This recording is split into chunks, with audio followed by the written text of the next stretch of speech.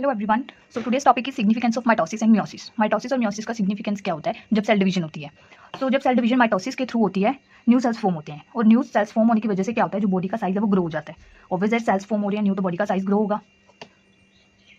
And second is जो tissues damage हो जाते हैं उनकी भी रिपेयरिंग माइटोसिस ही करती है, सेल्स को बना के, सेल्स की डिवीजन करके। जो बचे हुए सेल्स होते हैं वो आगे डिवाइड होकर न्यू सेल्स बना देते हैं और जो टिश्यू डैमेज हुआ है वो रिपेयर हो जाता है।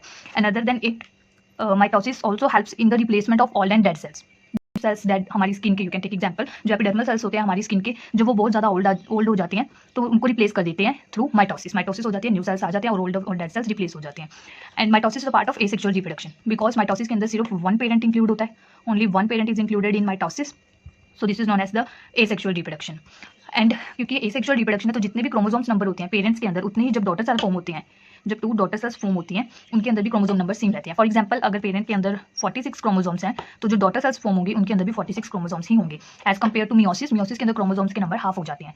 यहाँ पे जब मियोसिस होकर गैमेट्स की फॉर्मेशन होती है जिनको सेक्स सेल्स भी बोलते हैं, जो मेल्स के अंदर स्पर्म होते हैं और फीमेल्स के अंदर एग होते हैं।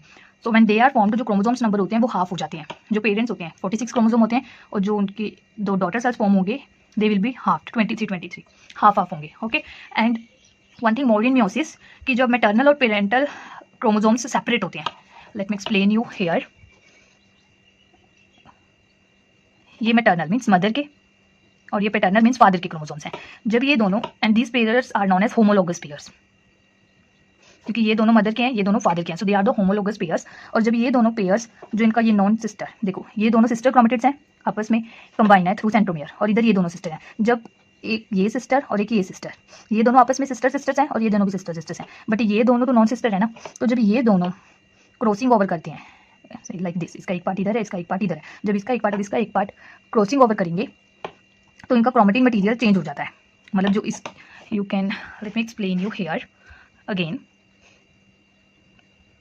This is maternal and this is paternal chromosome, mother का क्रोमोसोम और फादर का क्रोमोसोम। अब ये दोनों होमोलोगस पेयर्स हैं। अब इनके जब एक एक सिस्टर क्रोमेटिड, ये नॉन सिस्टर क्रोमेटिड को जब हम ऐसे कंबाइन करवा देंगे, यहाँ से जब ये कंबाइन कर जाएंगे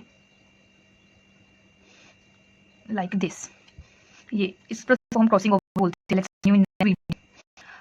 सो यहाँ पे जब ये ऐसे एक्सचेंज होते हैं तो इनका जो क्रोमेटिन मटेरियल है ना, जो यहाँ पे जीन्स प्रेजेंट थे और यहाँ पे जीन्स प्रेजेंट थे, ये भी एक्सचेंज हो जाते हैं। और इसी की वजह से आगे जब न्यू डॉटर सेल्स फॉर्म होते हैं तो उनके अंदर जेनेटिक रिकॉम्बिनेशन आ जाती है, जेनेटिक वेरिएशंस आती हैं। That is due to the exchanging of chromatin material. तो मियोसिस के मेन सिग्निफिकेंस यही है कि इनका जब मैटरनल और पैटर्नल क्रोमोसोम सेपरेट होते हैं तो उनका क्रोमेटिन मटेरियल एक्सचेंज हो जाता है, जिस प्रोसेस को हम क्रॉसिंग ओवर भी बोलते हैं। I will explain you in detail in next video what is crossing over and चियास्मा।